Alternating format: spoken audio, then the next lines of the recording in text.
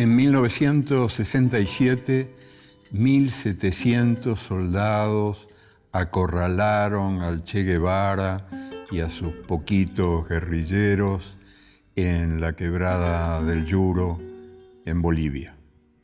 Al día siguiente, el Che, prisionero, fue asesinado. En 1919, Emiliano Zapata había sido acribillado en México. En 1934 mataron a Augusto César Sandino en Nicaragua. Los tres tenían casi la misma edad, poquito menos de 40 años. Los tres murieron a bala, a traición, en emboscada. Los tres latinoamericanos del siglo XX compartieron el mapa y el tiempo. Los tres fueron castigados por negarse a repetir la historia.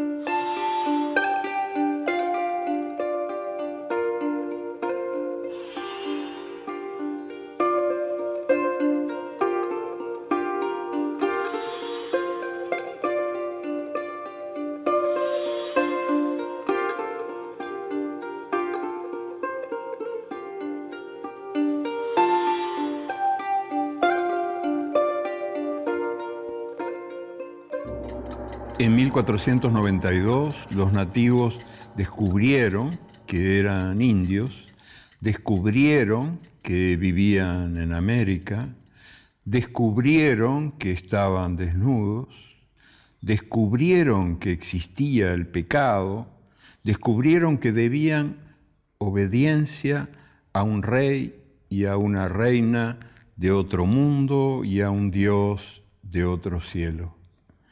Y que ese Dios había inventado la culpa y el vestido, y había mandado que fuera quemado vivo quien adorara al sol y a la luna y a la tierra y a la lluvia que la moja.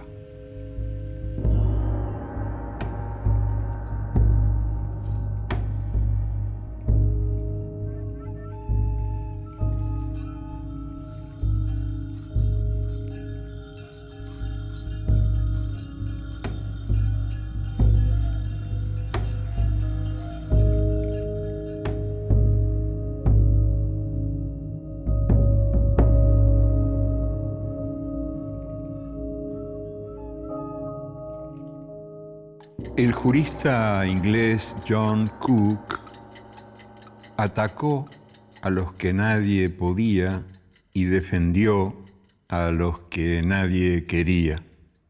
Y gracias a él, por primera vez en la historia, la ley humana humilló a la divina monarquía.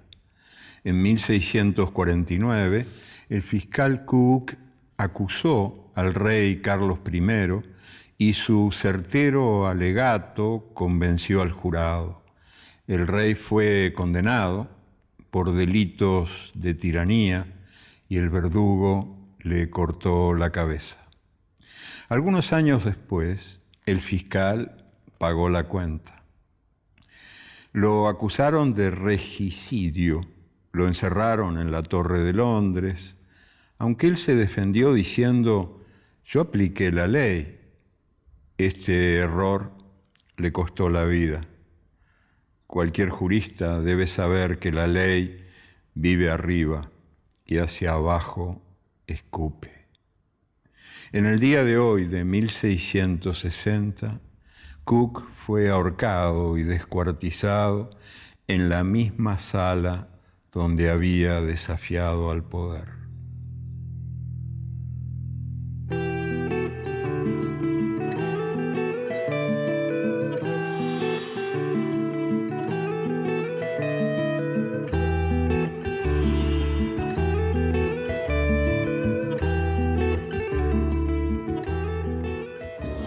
En el día de hoy de 1929, la ley reconoció por primera vez que las mujeres de Canadá son personas.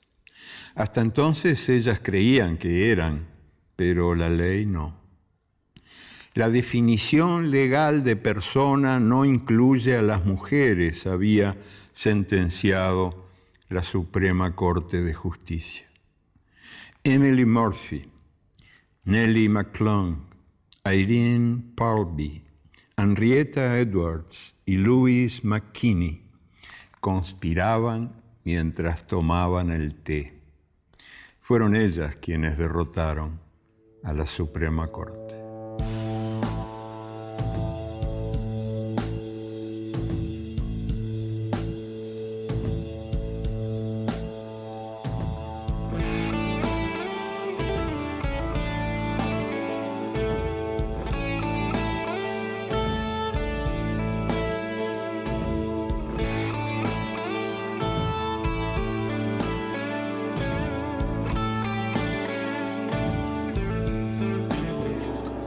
Hace unos 2500 años, al alba de un día como hoy, Sócrates estaba paseando con Glaucón, hermano de Platón, en los alrededores del Pireo.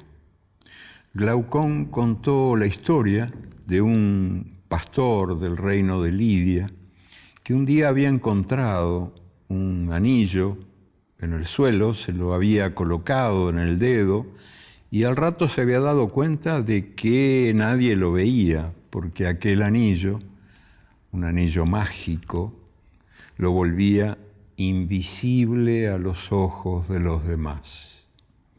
Sócrates y Glaucón conversaron largamente sobre las implicancias éticas de esta historia, pero ninguno de los dos se preguntó por qué las mujeres y los esclavos eran invisibles en Grecia, aunque no usaban anillos mágicos.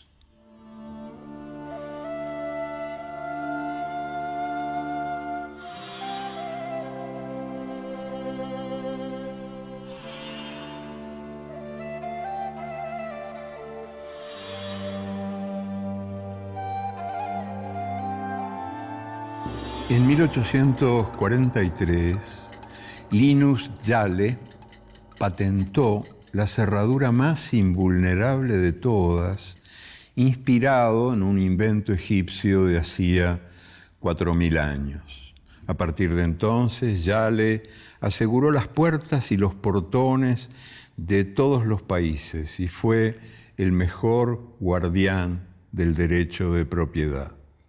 En nuestros días, las ciudades enfermas de pánico son cerraduras gigantescas. Las llaves están en pocas manos.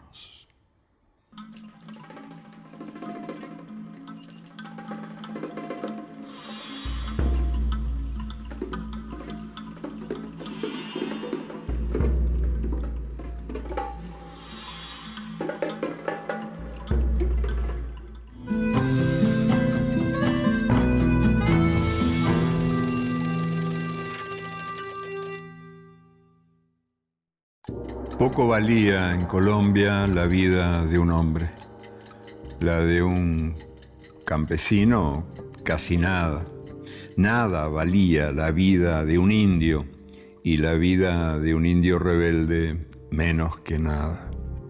Sin embargo, inexplicablemente, Quintín Lame murió de viejo en 1967. Había nacido en el día de hoy, en 1880, y había vivido sus muchos años preso o peleando. En el Tolima, uno de los escenarios de sus malandanzas, fue encarcelado 108 veces. En las fotos policiales aparecía siempre con los ojos en compota y la cabeza pelada, los ojos negros para que aprendiera, y la cabeza rapada para quitarle fuerza. Los dueños de la tierra temblaban al escuchar su nombre, y está visto que también la muerte le tenía terror. Hombre de hablar suavecito y de gestos delicados, Quintín caminaba a Colombia alzando a los pueblos indios, mis hermanos acosados y desterrados contra los usurpadores de sus tierras y sus brazos. Nosotros no hemos venido como puercos sin horqueta a meternos en sembrado ajeno.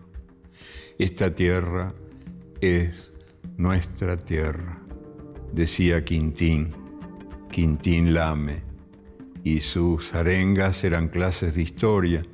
Él contaba el pasado de aquel presente, el porqué y el cuándo de tanta desdicha, porque solo sabiendo el antes se podía hacer otro después.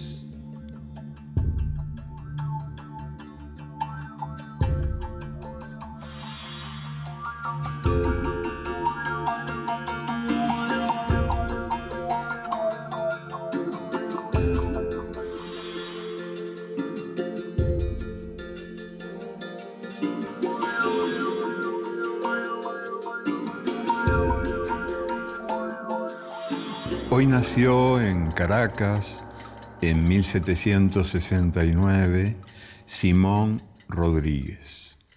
La Iglesia lo bautizó como párvulo expósito, hijo de nadie, pero él fue el más cuerdo de los hijos de la América hispánica. En castigo de su cordura, lo llamaban el loco.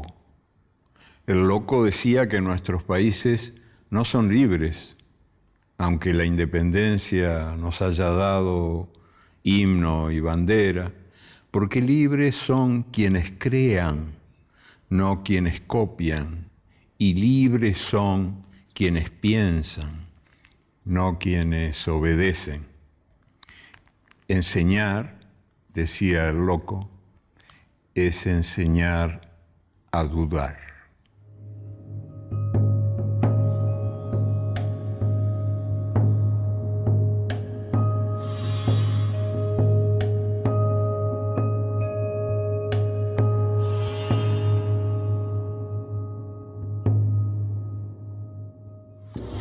En el día de hoy de 1981, en un gesto de generosidad que honra su memoria, el general Augusto Pinochet vendió a precio de regalo los ríos, los lagos y las aguas subterráneas de Chile. Algunas empresas mineras, como la suiza X-Strata, empresas eléctricas como la española Endesa y la estadounidense AES Gener, se hicieron dueñas a perpetuidad de los ríos más caudalosos de Chile. Endesa, por ejemplo, recibió una extensión de aguas equivalente a todo el mapa de Bélgica. Los campesinos y las comunidades indígenas han perdido el derecho al agua, están condenados a comprarla, y desde entonces el desierto avanza, comiendo tierras fértiles, y se va vaciando de gente el paisaje rural.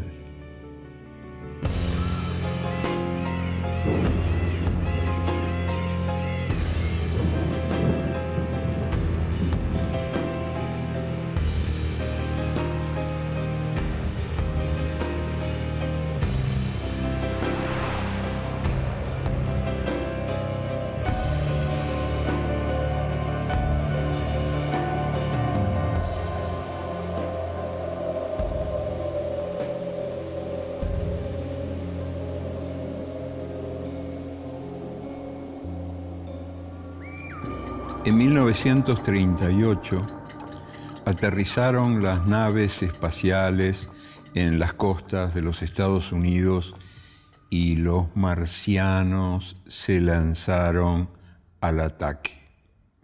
Los marcianos tenían tentáculos feroces, ojos negros que emitían rayos ardientes y bocas babeantes. Muchos despavoridos ciudadanos norteamericanos salieron a las calles envueltos en toallas mojadas para protegerse del gas venenoso que los marcianos emitían, y muchos más prefirieron encerrarse a trancas y barrancas, bien armados, en espera de la batalla final. Orson Welles había inventado esta invasión extraterrestre y la había transmitido por radio. La invasión era mentira, pero el miedo era verdad. Y el miedo continuó. Los marcianos fueron rusos, coreanos, vietnamitas, cubanos, nicaragüenses, afganos, iraquíes, iraníes.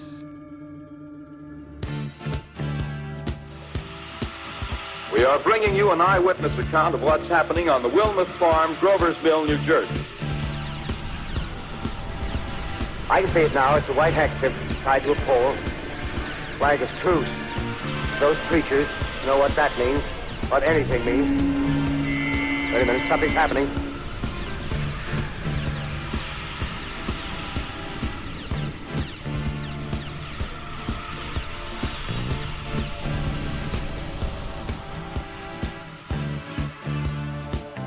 En el año 1517, el monje alemán Martín Lutero clavó sus palabras de desafío en la puerta de la iglesia del castillo de Wittenberg. Gracias a un invento llamado imprenta, las palabras de ese desafío no quedaron allí. Las tesis de Lutero llegaron a las calles y a las plazas y entraron en las casas de toda Alemania y más allá. La fe protestante estaba naciendo. Lutero atacaba la ostentación y el despilfarro de la Iglesia de Roma, la venta de entradas al paraíso, la hipócrita soltería de los sacerdotes, y no solo por palabras se difundían estas herejías, también por imágenes, porque no todos sabían leer, pero todos sabían ver. Los grabados que ayudaron a difundir las protestas de Lutero eran obras de Lucas Cranach, de Hans Holbein y de otros artistas que no eran muy amables, que digamos. El Papa aparecía como un monstruoso becerro de oro, o un burro con tetas de mujer y rabo de diablo, o era un gordo muy enjollado que caía de cabeza al infierno. Estos filosos instrumentos de propaganda religiosa, que tanto ayudaron a la difusión masiva de la rebelión luterana, fundaron, sin saberlo, la caricatura política de nuestro tiempo.